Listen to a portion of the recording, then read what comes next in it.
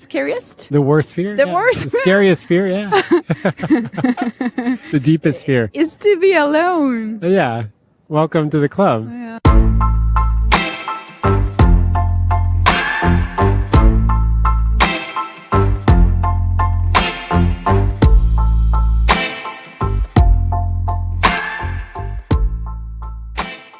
Welcome to the Lonely Lovebirds Club. And another episode of Free Love Advice. Hey, guess what? September is Free Love Advice month. And I am releasing a bunch of Free Love Advice episodes. And this one was recorded on the street in Montreal in late August, just a few weeks ago. And I have a conversation with a woman who is newly divorced, who left her partner of 17 years, and who thought that she would be with him forever. Now she finds herself alone. And we talk about this fear, this eternal fear of being alone, and how people in relationships are scared that they'll lose their partner or that their partner will leave them.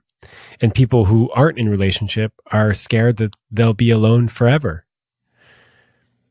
And this idea that we're alone, even when we're in relationship, which, if you think about it, is pretty liberating. As long as we can build a fulfilling life for ourselves, then ultimately we will be okay. My name is Sean Galanos, and this is The Love Drive. And that was my dog Roger walking across the room.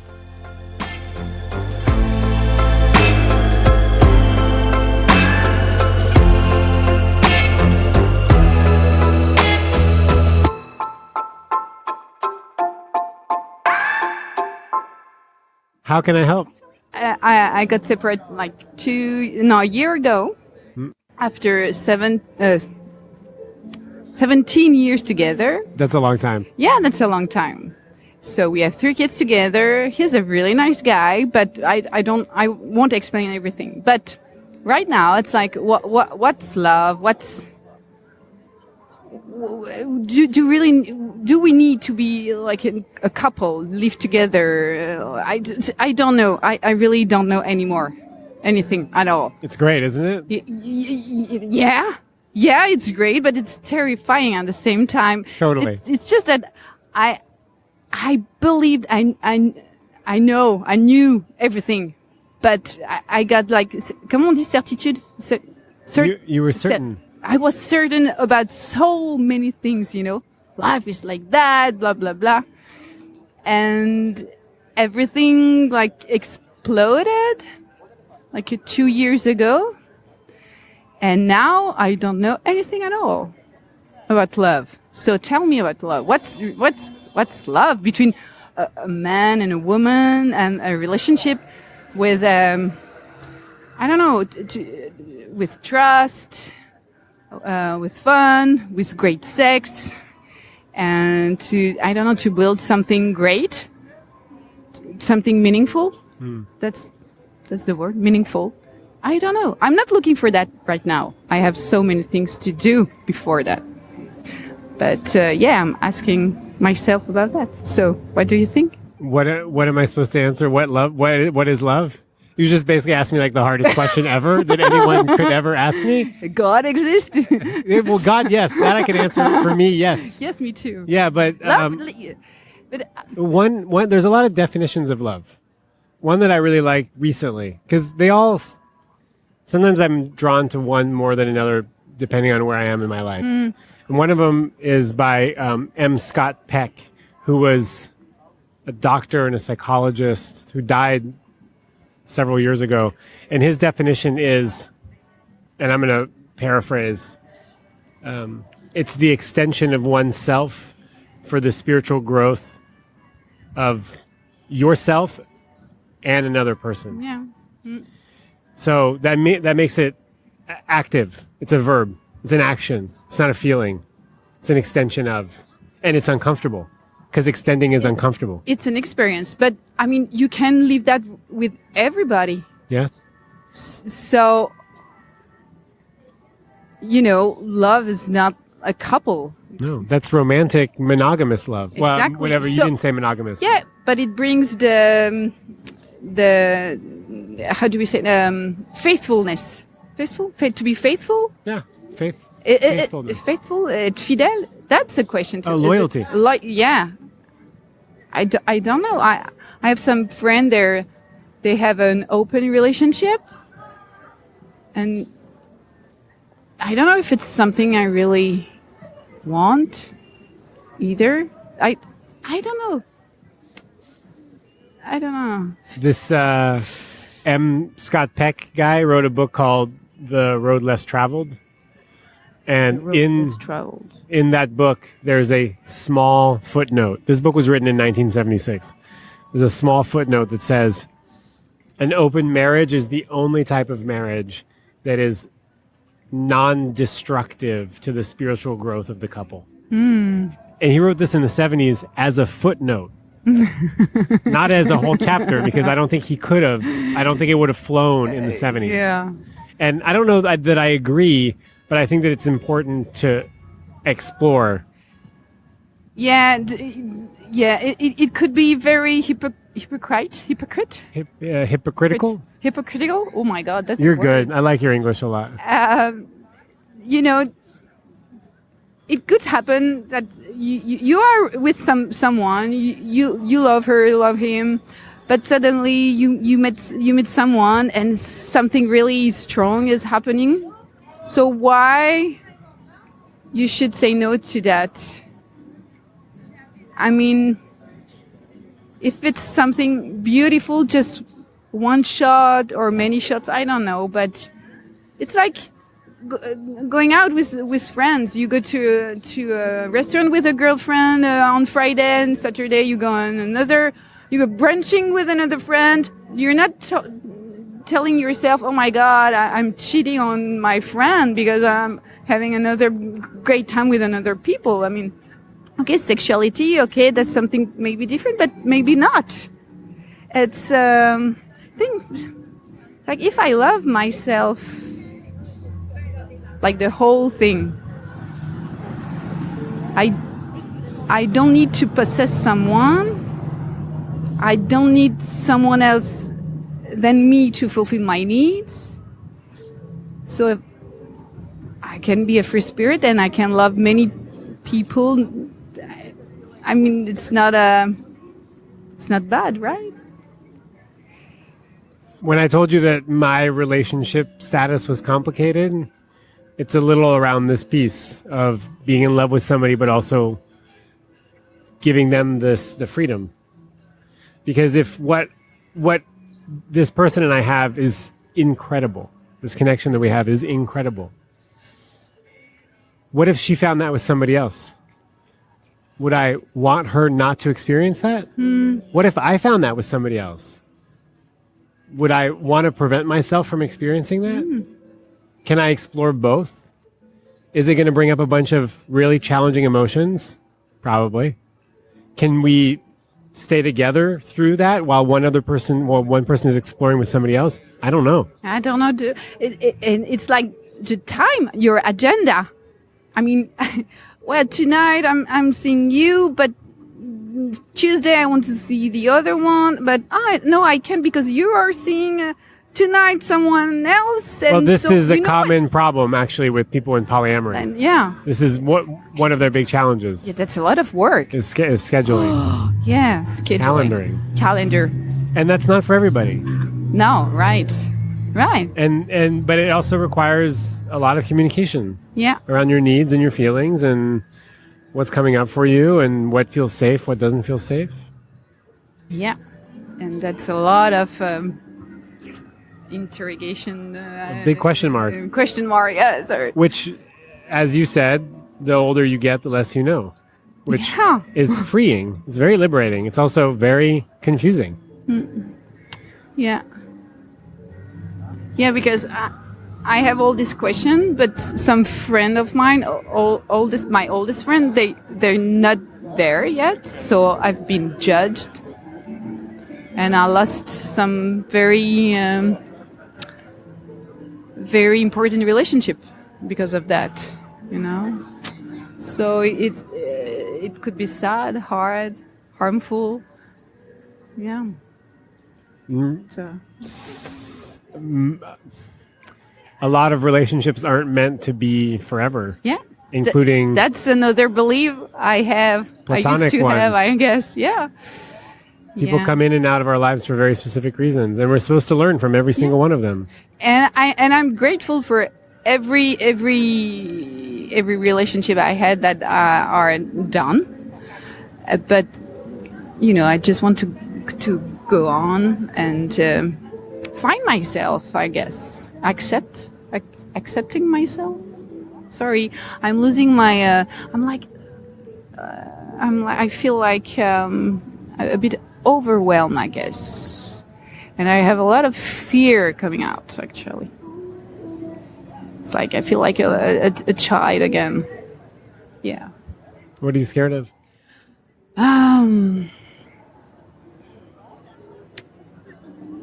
I think the most scary thought, or the most scary fear I have is scariest. The worst fear? The Yeah. worst? The scariest fear, yeah. The deepest fear. It's to be alone. Yeah. Welcome to the club. Yeah, it's to be alone. That's our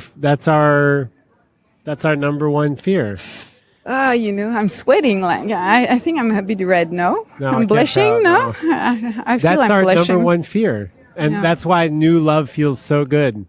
Because finally we are rescued from being alone. Yeah, but that's a lie. That's It's a an lie, illusion. and it doesn't last. No, it doesn't last. It doesn't last. And then the honeymoon's over and we realize, oh shit, we're still alone. Alone. But we're parallel with somebody else, which is fun. until depends. it depends with who. Yeah. That's the biggest fear that we'll have, is that we'll end up alone. I mean, people in relationship fear that their relationship will end. Yeah. People that are single fear that they'll never find someone to be with. Yeah.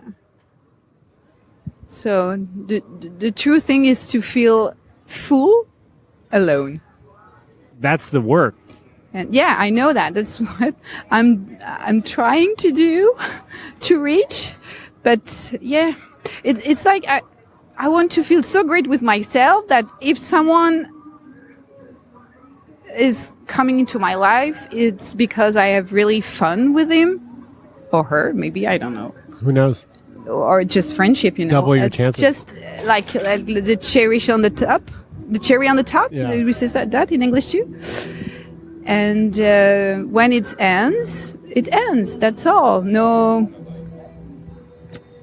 Blah. How do we say that? When you're Resentment. grunge. Yeah.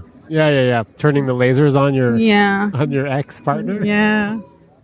The person you used to love so much, now you hate. Yeah. And you want to destroy. Yeah, It's a very strange feeling. Yeah. So that's not love. That's the there's like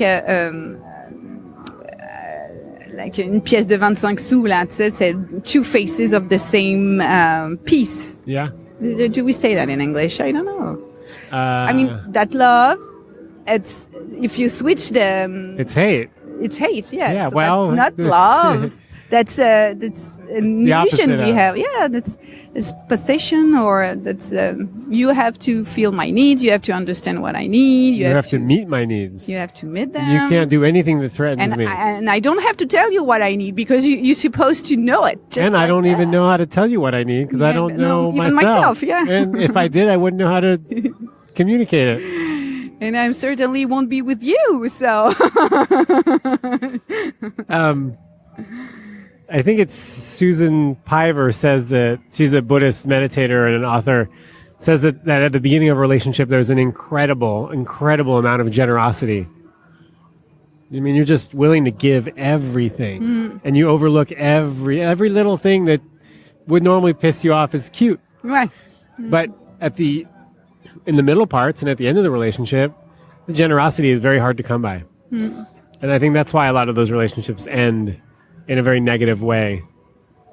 There's no more generosity. And it's also been, the people have been sort of disrespected and denigrated over a long period of time where there is little love left. And it's hard to be kind when you feel that way. But I'm really lucky because with my I don't like to say my ex, because it's not my ex. Is gonna be always the man in my life, the man of my life, because he's the father of my kids. So I call him my famille, because it's like a French word which mixed family and friend. Oh, that's nice. And we still get along pretty well. Actually, it hasn't really changed the way we speak, the way we are together, except we are not a couple anymore. And I mean, he's suffering much more than I do, because I processed the separation like maybe a year before it happens. I told him, I warned him that I was really tired and he needed to do something, but he didn't listen. He didn't do anything. And I got to a point that it was over, I couldn't do anything. It was just over. And the way I told him was really nice, because actually when I knew it, I was walking towards the supermarket, but I had this huge pain on my breast. It was so heavy, sadness so huge. I said, okay, tell me what's happening. Tell me what it is. And it's like a voice in my head, like a thunder who really struck me on all my body. And I heard, my couple is done. It's over. And I really felt all my cells shaking like that. Like, okay, we got the message. Okay, the download is clear. Yeah, we heard it. We can't fight it anymore. Okay, it's integrated. Yeah, integrated. Yeah. So I literally fell down, crying like a baby. I called my best friend, and I was literally in shock. I said, okay, now I know it's over. Like, really, like that.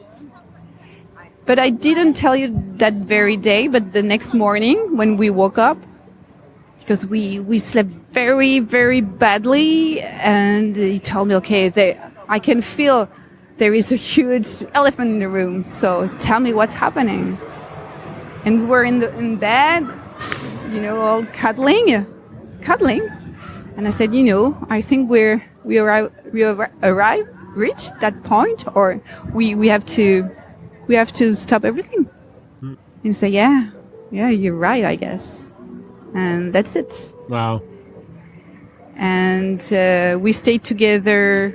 We went on vacation together with the kids for a month in Switzerland to announce the separation to the family. Like a wedding announcement. Yeah. The opposite. Yeah, and when we came back, I found a little place. The kids stay at home, and we moved every week. But after 3 months, he was tired of that. So I found a flat just right here at the corner. And we're still figuring out how to live that. It's sad, it's like a perpetual deuil. Grieving, yeah. Every day for the kids, when a kid is not doing well, is feeling bad, or blah, blah, blah. I can't be with my kids all the time, And at the same way, it's okay because I need some time alone. Yeah. I cherish those moments, But I really, really want that. I want us to be a family, even if we're not a couple anymore. I think it's possible. And I really, really love him. Like deeply a true love, I guess.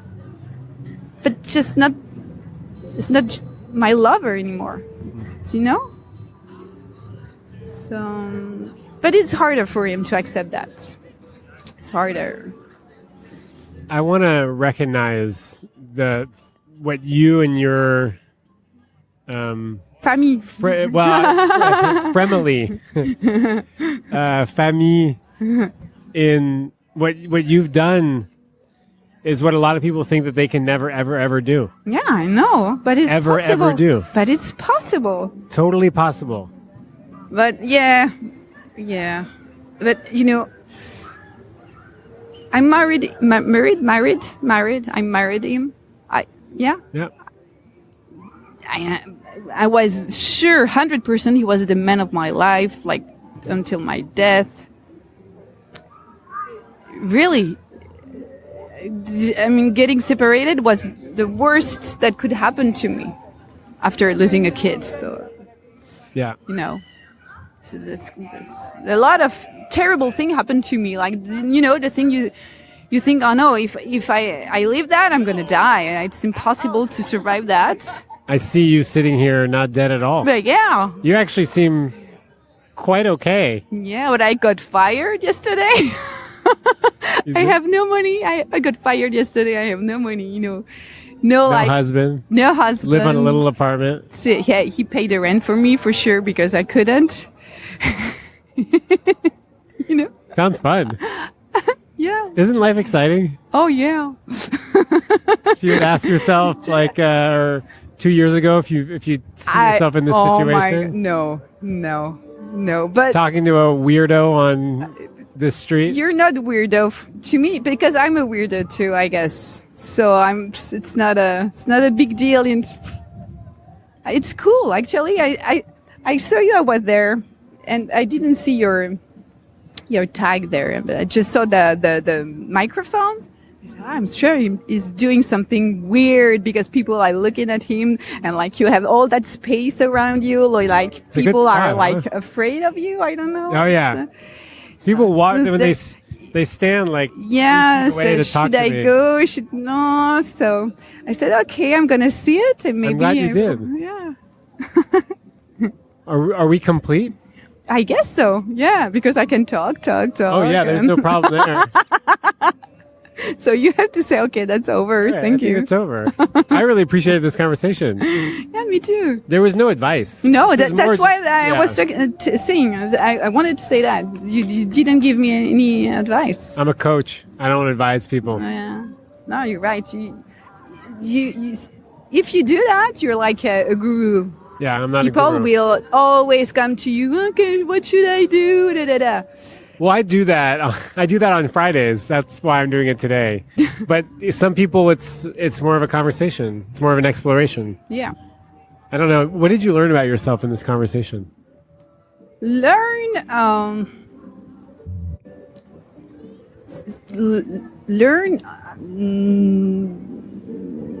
if anything. Nothing really learn. Like no epiphany. Just that, okay, I'm just a confirmation that I'm on the right path. That's okay. That's good. And it's It's reassuring. Yeah, reassuring. Yeah, and I should probably speak more English. Your English is great. To be more fluid.